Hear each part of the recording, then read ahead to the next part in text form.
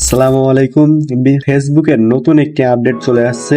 আপনি যদি আপনার ফেসবুক আইডি এবং পেজ সম্পূর্ণ রিলেট করতে চান একদম চিরদিনের জন্য, তাহলে আপনি কিভাবে রিলেট করবেন সেই প্রসেসটা কিন্তু আপডেট হয়েছে এবং আপনারা কিভাবে একটি ফেসবুক আইডি সম্পূর্ণভাবে ডিলিট করবেন সেই প্রসেসটা আপনাদের দেখাবো। তো প্রথমে আপনারা ফেসবুক অ্যাপে যাবেন। তো ফেসবুক অ্যাপসে আসার পরে দেখুন এখানে কিন্তু থ্রি লাইন নামে একটি অপশন আছে। তো আমি থ্রি লাইন নামে অপশনে ক্লিক করলাম। এখানে ক্লিক করার পর দেখুন এখানে সেটিংস এন্ড প্রাইভেসি নামে যে অপশনটি আছে এটাতে একটি ক্লিক করবেন। তো এটাতে ক্লিক করার পরে দেখুন এখানে সেটিংস নামে অপশন আছে, সেটিংসে ক্লিক করবেন। তো এটাতে ক্লিক করলাম। তো এটাতে ক্লিক করার পরে দেখুন এখানে মেটা অ্যাকাউন্ট নামে যে অপশনটি আছে, তো মেটা অ্যাকাউন্টে আপনি একটু ক্লিক করবেন। তো এখানে ক্লিক করার পরে আপনারা একটু স্ক্রল করে নিচে আসবেন। আসার পরে দেখুন এখানে ম্যানেজ অ্যাকাউন্ট নামে একটি অপশন আছে। তো ম্যানেজ অ্যাকাউন্টের উপর একটি ক্লিক করবেন। তো এখানে ক্লিক করার পরে দেখুন এখানে কিন্তু আমার কয়টা অ্যাকাউন্ট কয়টা আইডি ক্রিয়েট করা আছে সেগুলো কিন্তু এখানে শো করছে। তো আমি চাচ্ছি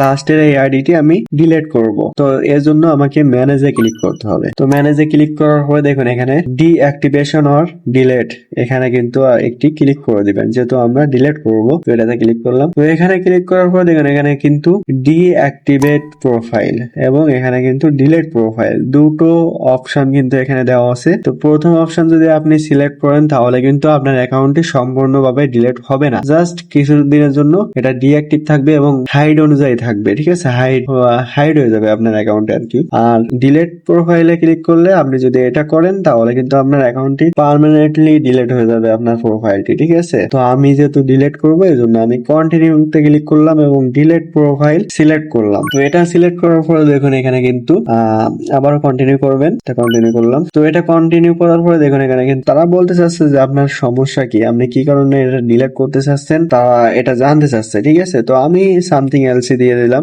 তো যেখানে একটি সিলেক্ট করলাম, করার পরে কন্টিনিউতে ক্লিক করলাম। তো এটা ক্লিক করার পরে দেখুন এখানে কিন্তু এক্সপোর্ট ইউর ইনফরমেশন এবং নিচে দেখুন to keep your thread profile deactivate instead. তো এক্সপোর্ট ইউর ইনফরমেশন হলো আপনি যদি এই অ্যাকাউন্টের সকল ডকুমেন্টস বা ইনফরমেশন যদি আপনি এক্সপোর্ট করে অন্য কোথাও রাখতে চান তাহলে আপনি সেটা করতে পারবেন। ঠিক আছে, তো আমরা এগুলো কিছু করতে চাই না। তো আমরা আবার কন্টিনিউতে ক্লিক করলাম। তো এখানে ক্লিক করার পরে দেখুন এখানে কিন্তু আমাকে পাসওয়ার্ড দিয়ে কন্টিনিউ করা মাত্র কিন্তু আমার অ্যাকাউন্টটি কিন্তু সাথে সাথে ডিলিট হয়ে যাবে। তো আমি এই অ্যাকাউন্টটি অবশ্যই ডিলিট করব না, জাস্ট আপনাদের দেখানোর জন্য আমি এটা সিলেক্ট করে এ পর্যন্ত আসছি। জাস্ট আপনারা এখানে পাসওয়ার্ডটি দিবেন, দেওয়ার পরে কন্টিনিউ করার সাথে সাথে আপনার অ্যাকাউন্টটি একদম চিরদিনের জন্য ডিলিট হয়ে যাবে এবং 30 দিনের ভিতরে কিন্তু আপনি এই অ্যাকাউন্টে কখনো ঢুকবেন না। যদি 30 দিনের ভিতরে যদি আপনি এই অ্যাকাউন্টে আবার ওপেন করেন বা লগ ইন করেন তাহলে কিন্তু আপনার অ্যাকাউন্টে আবার অ্যাক্টিভ হয়ে যাবে এবং 30 দিন পরে যদি আপনি লগ ইন করতে চান তখন কিন্তু আপনি লগ ইন করতে পারবেন না আপনার অ্যাকাউন্টে।